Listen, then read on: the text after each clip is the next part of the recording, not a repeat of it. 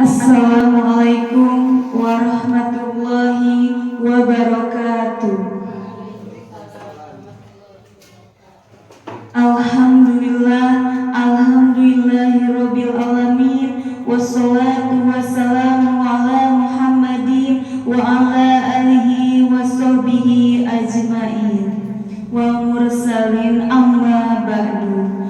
Puji serta syukur marilah kita panjatkan kehadirat Ilahi Robbi, karena atas berkat dan rahmatnya kali ini kita bisa berkumpul dalam keadaan sehat walafiat.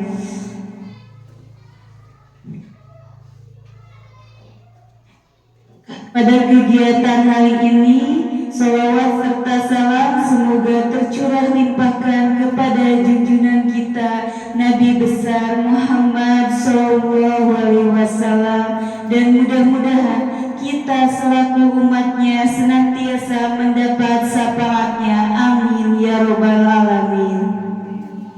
Adapun kegiatan hari ini, yang pertama yaitu pembukaan, yang kedua sambutan dari Ibu Kepala Sekolah SD Negeri Mataram, dan yang ketiga tanya jawab, yang keempat tutup.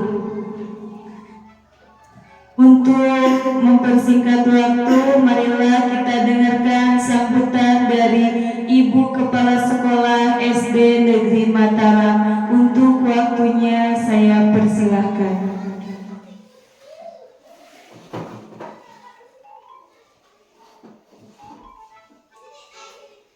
Bismillahirrahmanirrahim. Assalamualaikum warahmatullahi wabarakatuh. Puji serta syukur marilah kita panjatkan kehadirat Allah Subhanahu wa ta'ala.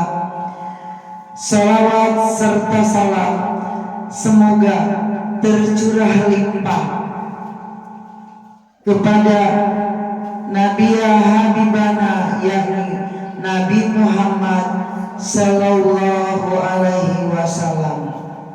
Alhamdulillah, pada kesempatan hari ini kita bisa berkumpul bertatap muka dalam acara kegiatan diseminasi CGP Angkatan 11, yaitu atas nama Ibu Desi Nur Aini dari SD Negeri Mataram ini. Baiklah, Bapak Ibu guru yang saya hormati, juga pemateri hari ini dari Ibu Desi Nur Aini selaku CGP Angkatan ke-11 yang saya hormati. Pada kesempatan ini saya ingin menyampaikan beberapa hal kegiatan calon guru penggerak.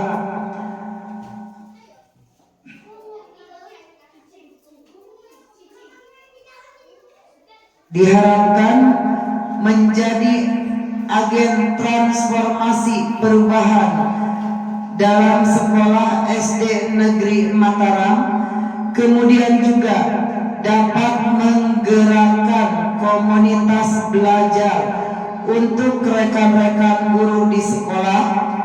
Kemudian selanjutnya, selain peningkatan kepemimpinan murid di sekolah, kemudian bisa membuka ruang diskusi sekolah yang positif dan ruang kolaborasi antar guru dan pemangku kepentingan di dalam dan di luar sekolah untuk meningkatkan kualitas pendidikan selanjutnya, bisa menjadi pemimpin pembelajaran, mendorong ekosistem pendidikan di sekolah masing-masing, terutama di sekolah kita yang cintai ini. sehingga penerapan itu nanti bisa terwujud dengan adanya calon guru penggerak, sehingga saya selaku atasan atau kepala sekolah sangat mendukung penuh terhadap kegiatan yang dilaksanakan oleh calon guru penggerak yang kita miliki, sehingga saya mendorong kepada rekan-rekan guru yang lainnya untuk mengikuti kegiatan calon guru penggerak ini untuk kedepannya bisa mengikuti jejak rekan kita Ibu Desi Nur Aini, sehingga harapan kita semua dengan adanya atau dengan teman guru kita yang menjadi guru penggerak ini jelas membawa dampak pengaruh yang positif terhadap perubahan-perubahan dalam dunia pendidikan, khususnya dalam sekolah kita dan umumnya di seluruh Indonesia, sehingga harapan bagi kita ke depan, perubahan pendidikan kita ke depan bisa diwujudkan dalam aksi nyata oleh rekan kita yang mengikuti calon guru penggerak, sehingga kualitas pendidikan di kegiatan kita umumnya, khususnya di satuan pendidikan kita bisa ditingkatkan dengan baik, yaitu harapan kita baik ibu bapak sekalian beserta seminar. Mungkin itu yang bisa saya sampaikan, kurang lebihnya mohon maaf yang sebesar-besarnya. Wabillahi taufiq wal Alhamdulillahirrabbilalamin. Puji syukur kita panjatkan kepada Allah bahwa pada hari ini, hari baik, di hari Jumat, tentu kita mendapat syafaat dari Allah karena kita bisa hadir di sekolah dalam keadaan sehat untuk tugas dan tanggung jawab kita sebagai seorang guru atau sebagai seorang pendidik di Sekolah Dasar Negeri Mataram. Berselawat kita kepada Nabi Muhammad SAW.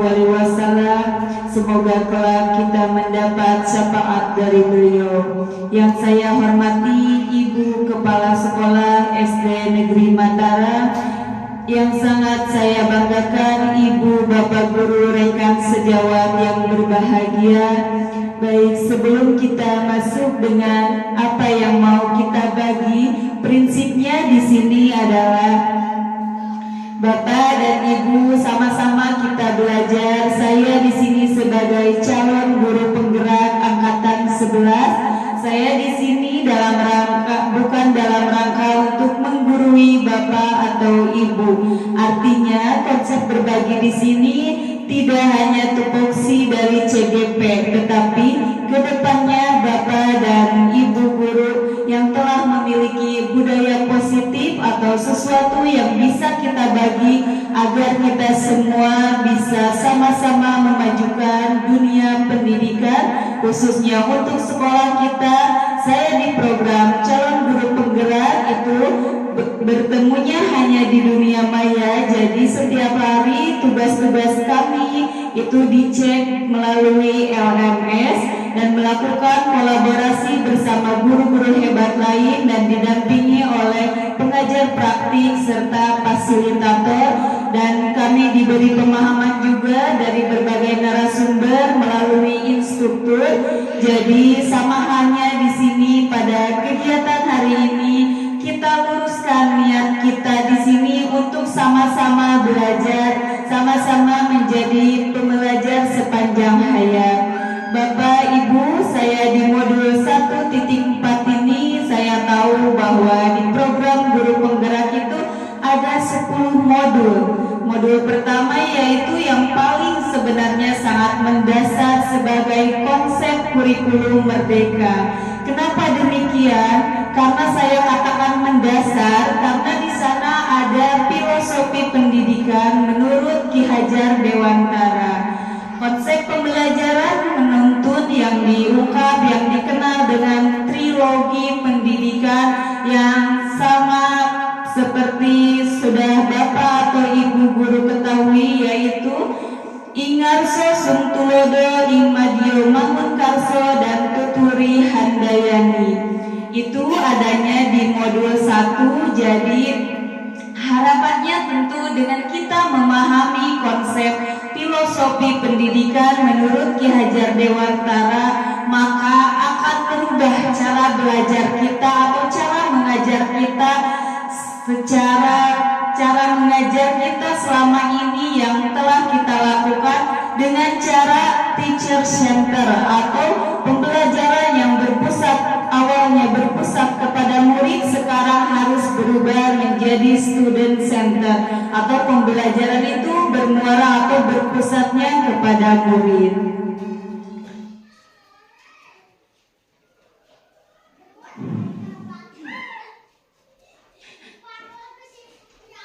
Di dalam kelas kita itu hanya bertugas sebagai fasilitator untuk mewujudkan pembelajaran yang menyenangkan bagi anak didik kita atau siswa kita.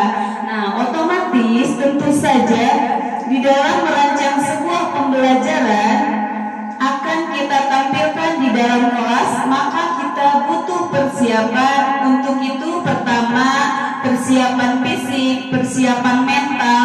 Artinya kita hadir di dalam kelas itu memang betul-betul utuh untuk kita serahkan diri kita selamanya di dalam jam pelajaran tersebut. Dan adapun tujuan pendidikannya yaitu sesuai dengan Ki Hajar Dewantara, pendidikan adalah menuntun segala kodrat yang ada pada anak-anak agar mereka dapat mencapai keselamatan dan kebahagiaan yang setinggi-tingginya, baik sebagai manusia maupun sebagai anggota masyarakat.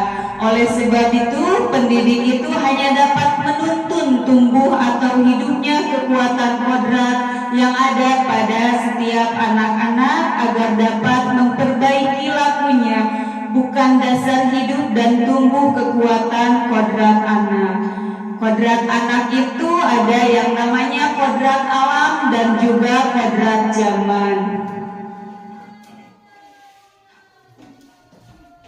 Kodrat alam itu yang dia bawa dari sejak lahir, sedangkan kodrat zaman saat ini dia berada di abad atau di era 21. Jadi tidak mungkin lagi kita sampaikan seperti zaman ibu dahulu atau zaman ama dahulu. Nanti kita dibilang kuno ya. Jadi ajarilah anak sesuai zamannya, seperti apa yang kemudian agar mereka mencapai kebahagiaan dan keselamatan yang setinggi-tingginya.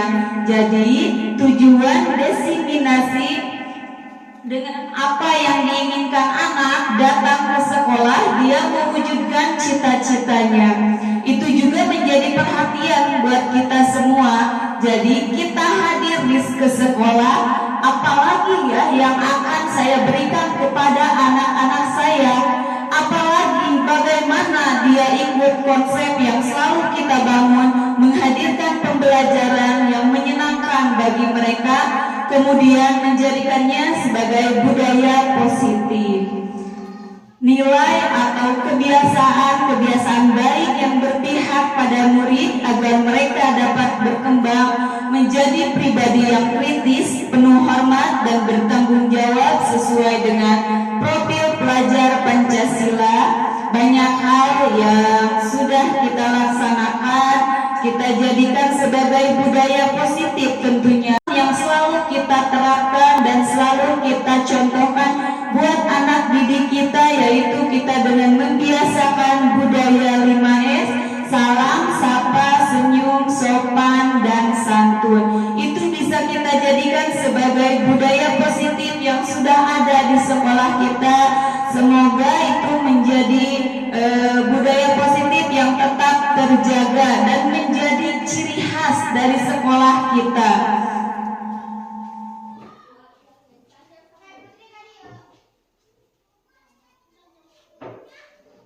supaya menjadi ciri khasnya bagaimana nanti kalau misalkan ada tamu atau ada orang luar yang masuk ke sekolah kita, ke wilayah lingkungan kita, si anak itu sudah membiasakan diri menyambut orang tersebut atau tamu yang datang hadir ke sekolah kita dengan cara 5S tadi, yaitu menyapa, salam, senyum, sopan, dan santun, sehingga itu nanti akan menjadi ciri khas dari sekolah kita, yaitu sekolah SD Negeri Mataram.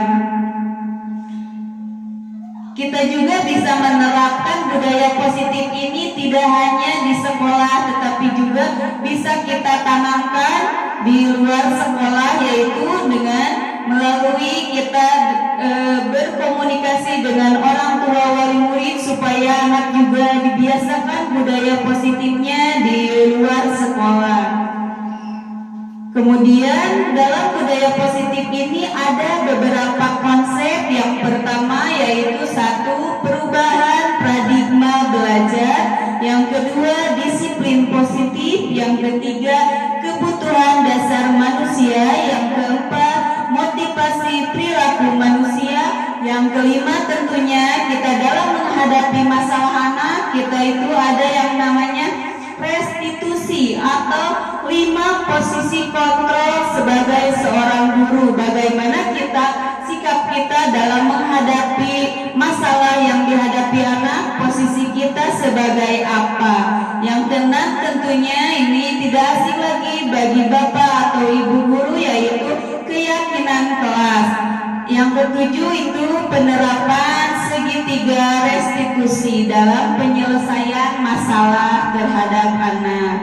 Nah, Bapak dan Ibu yang saya hormati, perubahan paradigma di dalam belajar membangun budaya positif dapat menyediakan lingkungan positif. Disiplin positif Bapak dan Ibu artinya berasal dari kata ini berkonotasi dari disiplin diri peserta didik, namun di dalam budaya kita disiplin bermakna telah berubah menjadi sesuatu yang dilakukan oleh seseorang pada orang lain untuk mendapatkan kepatuhan. Kecenderungan umum adalah menghubungkan kata disiplin dengan ketidaknyamanan, bukan dengan apa yang kita hargai. Kemudian di sini selanjutnya tadi yang kedua itu ada disiplin positif. Ada konsep disiplin positif yaitu tadi perubahan paradigma belajar, disiplin positif, nilai-nilai kebajikan, kebutuhan dasar manusia, motivasi perilaku manusia, posisi kontrol seorang guru, keyakinan kelas, dan segitiga restitusi. Untuk pembelajaran dengan paradigma baru, pembelajaran paradigma baru merupakan pembelajaran yang dirancang berdasarkan prinsip pembelajaran berdiferensiasi, sehingga para peserta didik belajar sesuai dengan kebutuhannya berdasarkan tahap perkembangan sesuai dengan teori psikologi modern untuk mewujudkan profil pelajar Pancasila. Kemudian ada kebutuhan dasar manusia. Kita di sini sebagai manusia tidak lepas dari yang namanya kebutuhan manusia. Di sini ada 5 dasar kebutuhan manusia. Yang pertama, kebutuhan bertahan hidup, seperti contohnya makanan. Kedua itu kebutuhan kasih sayang atau rasa ingin diterima. Rasa ingin diterima atau diperdulikan, berbagai kerjasama menjadi bagian dari suatu kelompok. Yang ketiga ada kebutuhan dasar kebebasan, di mana di sini kita memiliki rasa mandiri, memiliki pilihan, mencoba hal baru dan mampu mengendalikan arah dirinya. Yang keempat itu kesenangan. Kesenangan itu kebutuhan bermain, humoris, antusiasme atau tertawa. Yang terakhir kebutuhan penguasaan. Di sini sebagai memiliki harga diri, keinginan untuk dianggap, memimpin, berprestasi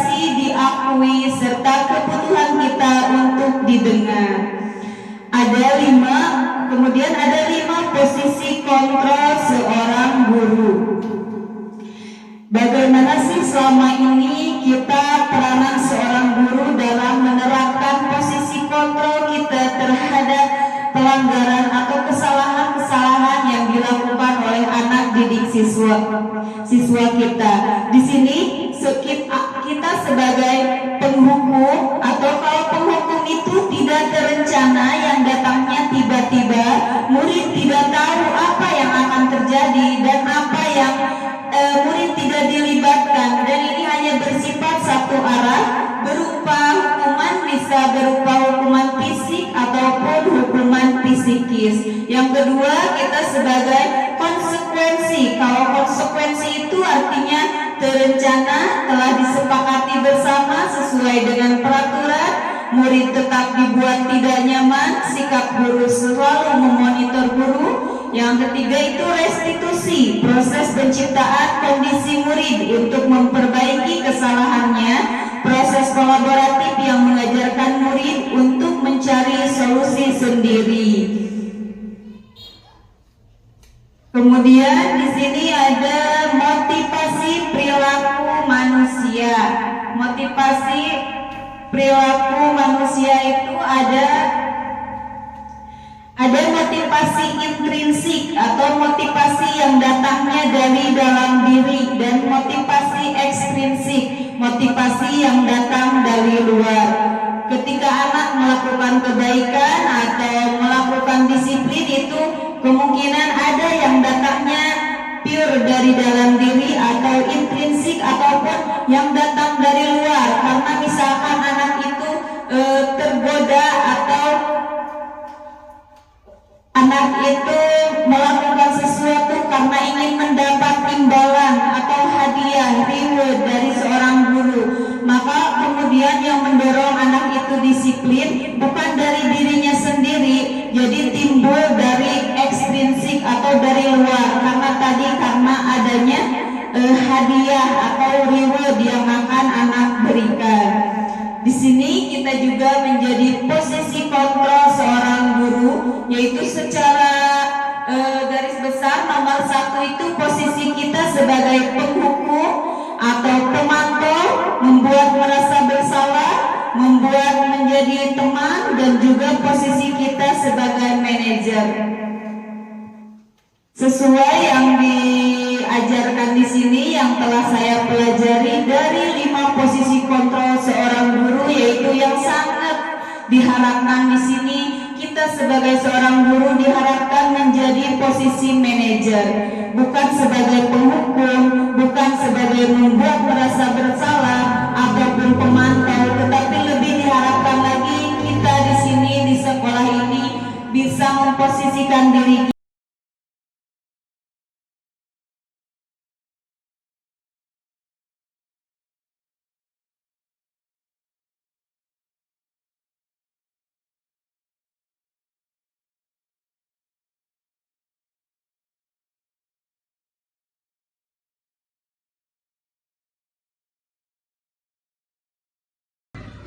Ibu perhatikan saat ibu piket, kamu selalu datang terlambat. Menurut ingatan kamu, coba sudah berapa kali kamu datang terlambat? 3 kali. Sering terlambat itu menurut kamu suatu kesalahan atau bukan? Baik, Andita, berbuat kesalahan itu mana? Setiap orang pasti pernah berbuat kesalahan. Yang penting kita bisa belajar dari kesalahan tersebut dan berusaha.